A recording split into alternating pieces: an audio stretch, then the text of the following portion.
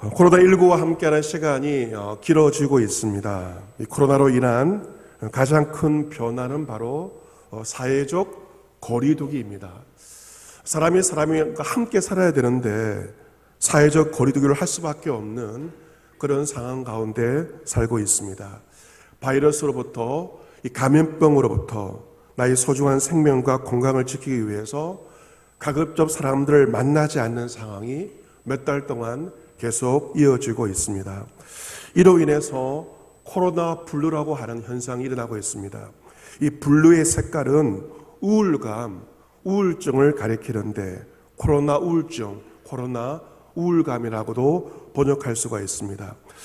코로나로 인한 사회적 거리두기로 인하여서 우울감과 우울증을 호소하는 사람들이 있습니다.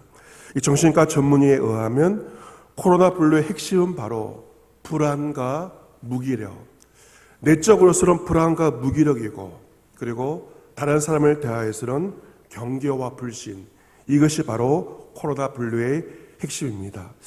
내 안이 불안하고 내가 무기력하기 때문에 다른 사람을 향하여서 경계를 세우게 되고 다른 사람을 향해서 불신의 마음을 가지게 되는 것입니다. 자신의 마음속의 불안과 무기력 때문에 타인에 대해서 경계하게 되고 그리고 불신하게 되는 것이 코로나 블루입니다. 오늘 성경 본문의 주인공인 예수님과 사마리아 여인, 이 두 사람 사이에도 시대적인 경계가 있었고 그리고 불신이 있었습니다. 예수님께서 유대 지방에서 갈릴리 지방으로 가시기 위해서는 사마리아 지방을 통과하셔야 했습니다. 예수님은 그 길을 가시다가 사마리아에 있는 수거하는 동네에 도착을 하십니다. 이 수가성에는 오랜 전통의 야곱의 우물이 그 마을에 있었습니다. 예수님은 길을 가시다가 피곤하여서 우물 곁에 그대로 앉으십니다. 그때가 제6시, 우리 시간으로 정오 12시 땡볕, 가장 더운 때 얼마나 목이 마르시겠습니까? 그런데 아무도 없는 그 개미새끼 없는 그 땡볕에 사마리아 여자 한 사람이 물을 기르러 그 수가성, 그 야곱의 우물가에 온 것입니다.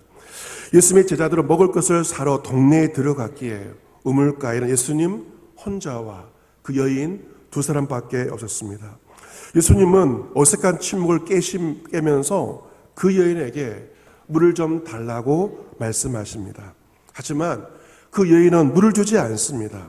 그리고 화를 내면서 말합니다. 당신은 유대인으로서 어찌하여 사마리아 여자인 나에게 물을 달라 하나일까? 당신이 잘못됐다라고 이야기를 합니다. 왜냐하면 당시 유대인은 사마리아 사람과 상종하지도 말도 섞지 않고 상종하지도 아니하였습니다.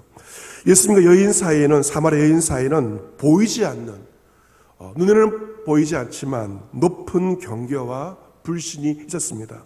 먼저 남자와 여자라고 하는 경계가 있었습니다. 그리고 유대인과 사마리아라고 하는 경계가 있었습니다. 인종적으로 사마리아 사람들은 아수르 사람들과 혼합되었기에 인종이 달랐습니다. 종교적으로 사마리아 사람들은 순수한 신앙이 아닌 혼합된 신앙을 가지고 있었습니다. 하나님을 섬긴다고 하지만 혼합신앙이었습니다.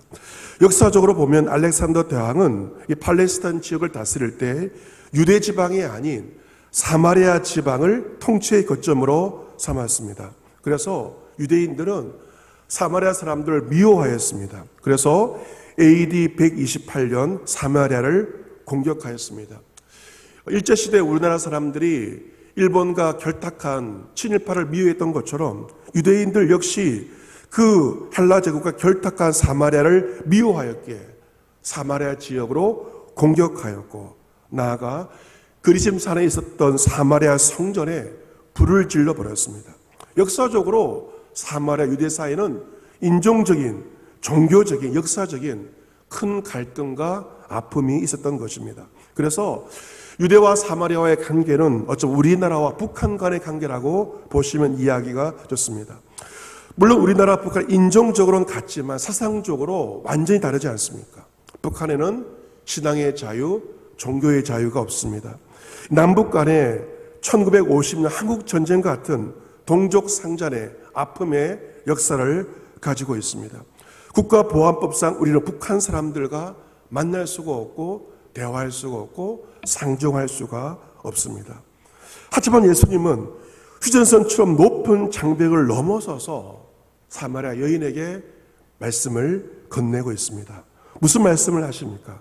내가 만일 하나님의 선물과 또 내게 물 좀 달라는 이가 누구인지를 알았더라면 내가 그에게 구하였을 것이요 그가 생수를 내게 주었으리라.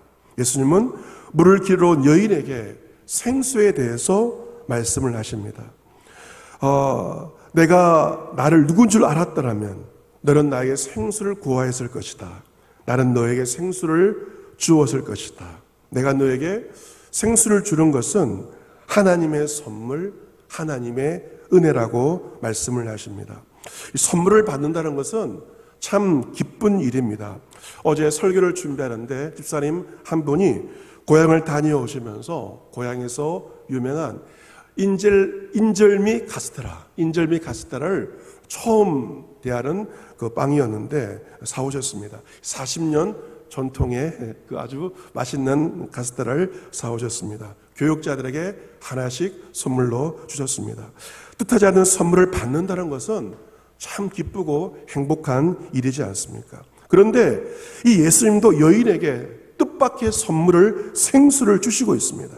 이 생수를 주신다는 것은 영어로 리빙 워터, 샘솟는 물이 바로 생수의 의미입니다. 하지만 그녀는 그 생수가 어떤 의미인지를 잘 이해하지 못합니다. 예수님께서 그녀에게 다시 한번 말씀하십니다. 이 우물의 물을 마시는 자마다 다시 목마르지만 내가 주는 물을 마시는 자는 영원히 목마르지 아니하리니 내가 주는 물은 그 속에서 영생하도록 솟아나는 샘물이 되리라. 나의 생수는 영원까지 이어지는 영원한 생수임을 주님께서 말씀하십니다. 여러분, 이 무더운 여름철에 우리가 생수를 마시지 않습니까? 하지만 시간이 지나면 다시 목이 말라옵니다. 하지만 예수님 주시는 생수를 마시면 갈증이 사라지고 영원히 목마르지 않습니다. 영원까지 솟아나는 샘물이 될 것을 말씀하십니다. 그래서 여인이 말합니다. 주여, 그 물 내게도 주셔서 목마르지도 않고 또 여기 물 길러 오지도 않게 하소서. 지금 그 여인은 예수님 주시는 생수가 뭔지를 잘 모르지만 그 생수를 사모하면서 생수를 달라고 하십니다. 하지만 예수님은 갑자기 대화의 화제를 바꾸어버리십니다. 생수에서 갑자기 남편에 대해서 이야기를 하십니다. 여자여, 네 남편을 불러오라. 뜬금없는 말을 하고 계십니다. 이자는 남편이 없습니다라고 답을 합니다. 예수님께서 말씀하시죠. 너에게 남편 5이 있었고 지금 있는 자도 내 남편이 아니니 남편이 없다는 내 말은 틀린 말이 아니고 내 말이 참되다. 오히려 그녀를 변호하십니다. 그녀와 함께 지금 살고 있는 6번째 남자도 그녀의 진정한 남편이 아니라고 예수님도 인정하십니다. 여러분, 지금도 그렇지만 과거에 한 여인이 6명의 남편과 살았다는 것은 이것은 흔치 않는 일이라고 할 수 있습니다. 저는 개인적으로 한 명의 아내와 23년째 살고 있는데 한 명과 사는 것도 쉽지 않습니다. 굉장히 어려운 일 같습니다. 그런데 이 여인은 무려 6명의 남편을 거느렸다는 것은 보통 능력이라고 말할 수 있을지 모르겠지만 보통은 아닌 일이죠. 아마 그녀에게 남자들을 끄는 나름대로의 매력이 있었을 것이고 아마 외모도 예쁘지 않았을까라고 한번 상상을 해보게 됩니다. 아마 그 여인은 수고성이 있는 많은 아낙네들의 요주의 대상 1호였을 것입니다. 남편을 유혹할 수 있기 때문에 요주의 대상 1호였을 것이고 수고성 여인들은 그녀를 만나기만 하면 레이저를 쏘아대었을 것이고 그녀를 못살게 굴었을 것입니다. 그래서 그녀는 동네 아낙들이 찾아오지 않는 그 땡볕에 대낮 12시에 아무도 없는 우물가에 홀로 물을 기르러 찾아온 것입니다. 전문가들에 의하면 상담 전문가들에 의하면 중년 남성과 여성들이 바람을 피우며 외도하는 근본적인 이유는 무엇일까? 그것은 육체적인 이유가 아니라 중년 남성과 여성들의 마음이 허전해서, 마음이 고파서, 마음이 외로워서 외도를 하고 바람을 피운다라고 전문가들은 상담을 하면서 이야기를 합니다. 아마 여인을 향해서 동네 여인들은 환악년이라고 하면서 별의별 욕을 다했을 것입니다. 하지만 예수님은 그저 마음의 근본적인 문제를 파악하셨습니다. 그녀를 정죄하지 아니하시고 그녀에게 공감하십니다. 사랑으로 공감하십니다. 여인아, 너가 참 사랑에 목이 말랐구나. 너가 참 진정한 사랑이 그리웠구나. 라고 하면서 그녀를 정죄하지 아니하시고 그녀에게 공감을 하십니다. 수가성 여인은 사랑이 고픈 여인이었습니다. 많은 남자들을 바꾸어 보았습니다. 하지만 그 어떤 남자도 그녀의 그 갈증, 사랑의 갈증을 해소하지는 못했습니다. 예수님은 그녀의 사랑에 목마름을 아시고 그냥 한 번도 마셔보지 못한 사랑의 생수를 그녀에게 선물로 주시고자 하십니다. 이러한 대화를 통하여 그 여인에게는 예수님이 보통 분이 아니라는 생각이 아마 들었을 것입니다. 그래서 그녀는 말합니다. 주여, 내가 보니 가만 보니 당신은 보통 분이 아닙니다. 하나님의 선지자로서이다. 그러면서 그녀는 궁금하였던 하나의 주제에 대해서 질문을 하게 됩니다. 그것은 바로 예배에 대한 질문입니다.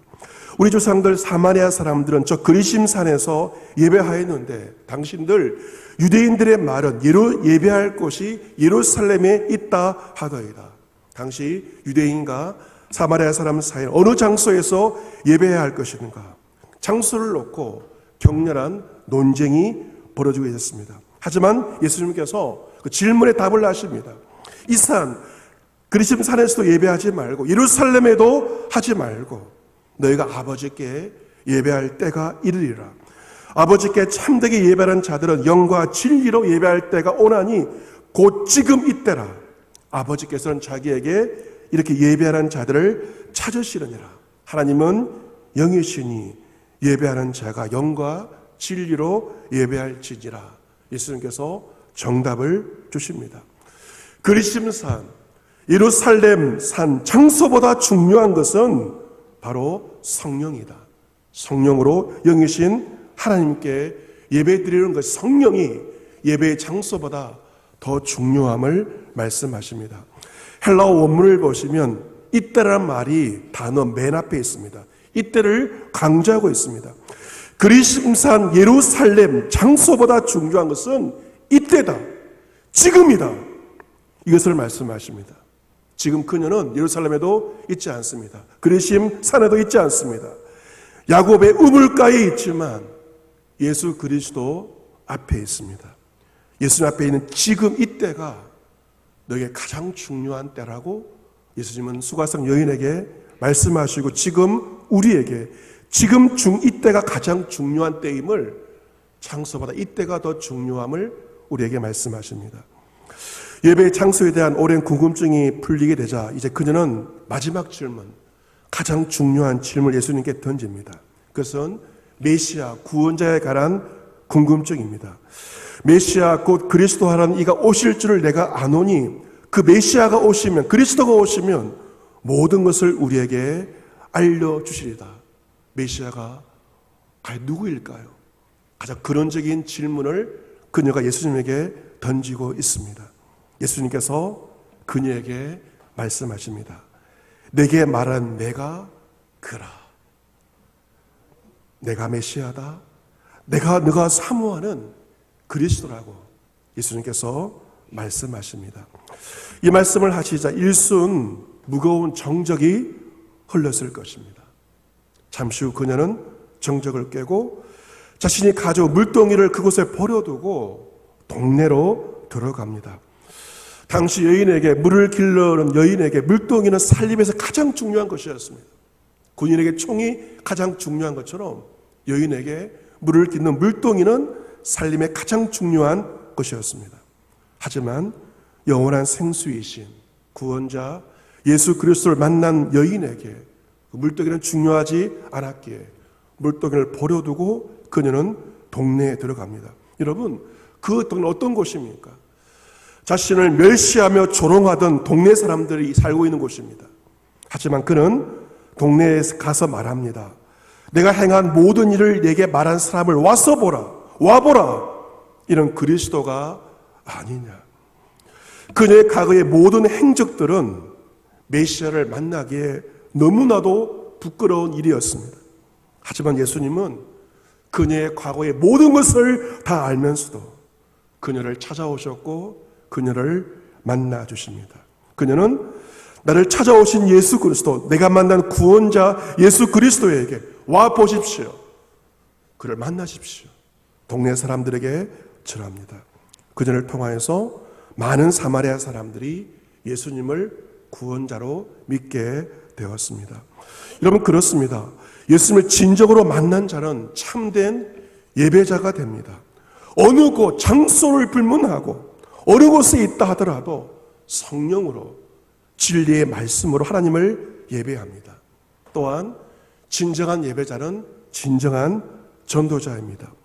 예수님을 진짜 만난 사람은 누가 시키지 않아도 내가 만난 은혜 예수 그리스도, 나의 구원자 예수 그리스도 누군가에게 반드시 전하게 되어 있습니다. 내가 주를 만난 증거는 다른 사람에게 주님을 증거하느냐에 달려 있는 것입니다.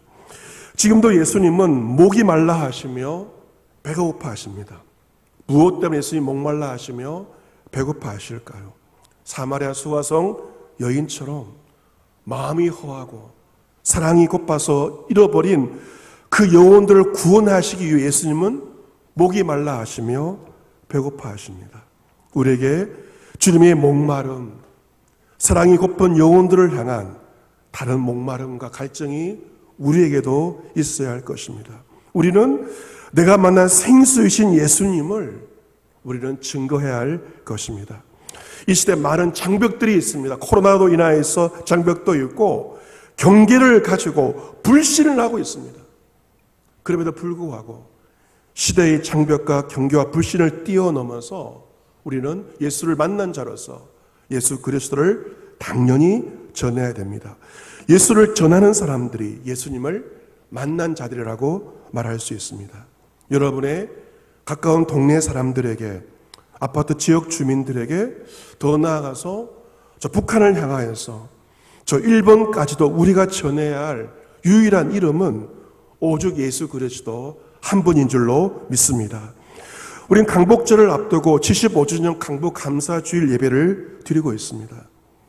75년이 지났지만 여전히 심한 분열과 갈등과 대립을 겪고 있는 이 나라 이 민족의 진정한 강복, 진정한 해방, 진정한 평화와 진정한 통일은 오직 예수 그리스도로 말미암습니다. 예수 그리스도로 말미암아 진정한 강복, 진정한 해방, 진정한 평화와 진정한 통일이 우리 가운데에 임하게 될 것입니다. 사랑하는 성도 여러분, 더운 여름철을 우리가 보내고 있으면서 여러분 육신이 목마를 때가 아마 지난주도 많았을 것입니다. 하지만 더 심한 갈증은 어디에 있습니까? 우리 목에 있는 것이 아니라 우리 가슴에 있고 우리 영혼에 다른 갈증과 목마름이 있습니다. 여러분께서 사람의 목말라 하십니까? 아니면 돈에 목말라 하십니까? 그런데 사람의 목말라 하고 돈에 목말라 하는 본질은 무엇인가? 그것은 바로 무엇이 없기 때문에, 사랑이 없기 때문에. 진정한 사랑이 결핍되기 여러분은 사람의 목말라 하고 있고 그리고 돈에 목말라 하고 있다는 것입니다. 여러분의 지금의 배우자가 아니라 다른 배우자를 만나면 여러분의 목마름이 해결될 것처럼 보이지만, 그럴 수도 있지만 어쩌면 또 다른 사람을 만났을 때 더 심한 갈증을 느끼게 될 수도 있습니다. 지금보다 돈이 더 풍족하고 더 넓은 집에 살고 남들이 다 부러워하는 지위에 오르게 되면 여러분의 목마름이 해결될 것처럼 생각되겠지만, 하지만 막상 그것들을 누리게 되었을 때 더 심한 갈증과 더 심한 목마름이 여러분 가운데 있게 될지도 모릅니다. 이것은 더울 때 당분이 들어간 음료수를 마시면 더 갈증이 나는 것과 마찬가지의 원리라고 할 수 있습니다. 최근에 지구촌의 기상이변 때문에 말미암아 중부지방에 정말 많은 집중호우가 내리게 되었습니다. 우리가 화면을 통하여서 엄청난 불이 흘러갔습니다. 화개장터, 우리가 잘 알고 있는 화개장터가 건물의 반 정도가 물에 잠긴 것을 보게 됩니다. 땅도 이제 농작물도 가축들도 물이 집어 삼켜버리는 것을 보게 됩니다. 여러분, 아무리 목이 마르다고 해서 그 흙탕물을 마실 수 있겠습니까? 흙탕물을 마실 수가 없습니다. 여러분, 홍수가 나버리면요, 정작 마실 물을 구하기가 더 어려워지게 됩니다. 그것이 바로 이 시대의 모습이라고 할 수 있습니다. 아모스 8장에서 하나님은 말씀의 기갈에 대해서, 말씀의 기갈에 대해서 말씀하십니다. 주 여호와의 말씀이니라. 보라, 날이 이를지라 내가 기근을 땅에 보내리니 양식이 없어 주림이 아니며 물이 없어 가람이 아니요 여호와의 말씀을 듣지 못한 기갈이라.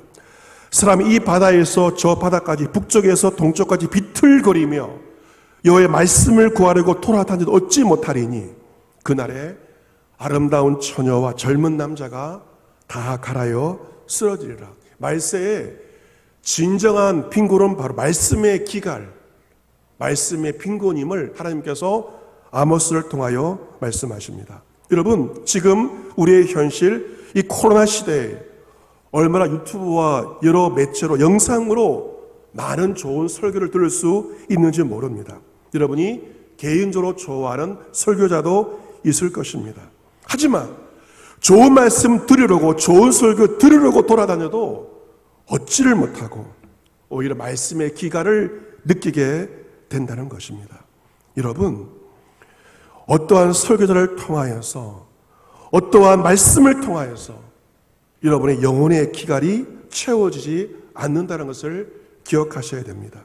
오늘 예수님께서 여러분에게 말씀하십니다.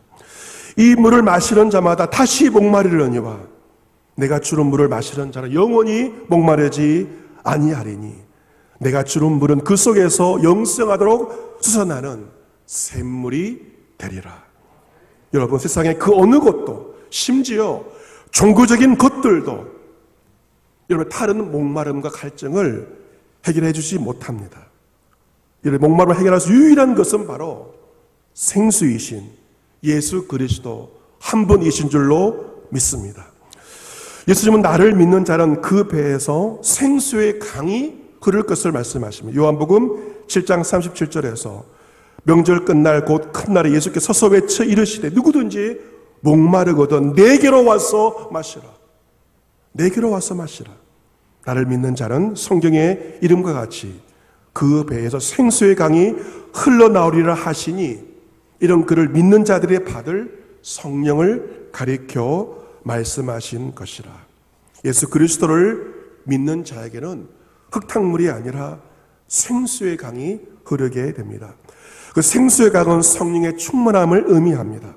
생수의 은혜가 넘치는 자는, 성령 충만한 자는 단 어떤 걸로 결코 목말라하지 않습니다. 예수님 한 분만으로, 성령님 한 분만으로 충분하며 영혼의 만족을 누리게 됩니다. 이 시간 여러분의 영혼의 빈잔을 살아계신 예수 그리스도께 올려드리시기를 바랍니다. 예수님 한 분만으로, 그의 생수로, 성령의 은총으로 여러분의 갈급한 빈 영혼을 채우는 이 시간 되시기를 바랍니다. 아무런 자격이 없는 나를 찾아오신, 과거가 있는 나를 찾아오신 예수 그리스도, 그 사랑의 생수만이 여러분의 근원적인 갈증을 해결하고 여러분을 진정한 예배자로, 진정한 전도자로 이 시대 가운데 세워 주실 것입니다. 사랑하는 성도 여러분, 하나님께 처음에 만드신 에덴 동산에는 선악과도 있었고 그리고 생명나무가 있었습니다. 그 에덴 동산에는 동산을 적시는 네 강이 흘렀습니다. 여러분, 여호와의 동산의 특징이 무엇인가? 바로 생명의 강이 흐르고 나무가 자라고 열매가 맺히는 것이 여호와의 동산의 특징입니다. 그리고 성경 마지막 천국의 말씀 요한계시록에도 하나님과 어린 양 예수 그리스도의 보좌로부터 나와서 흐르는 수정같이 맑은 영원한 생명수의 강이 흐른다라고 말씀하십니다. 성경은 창세기 에덴 동산의 강에서 요한계시록 저 천국의 강으로 강에서 강으로 그 중심에 생수이신 예수 그리스도가 있습니다. 예수님께서 은혜로 나에게 거저 주시는 사랑의 생수로 말미암아 그 생명수 강가에서 영원한 생명나무 열매를 취할 수 있는 저와 여러분 모두가 될 수 있기를 길과 진리와 생명 되신 예수 그리스도의 이름으로 축복합니다. 아멘.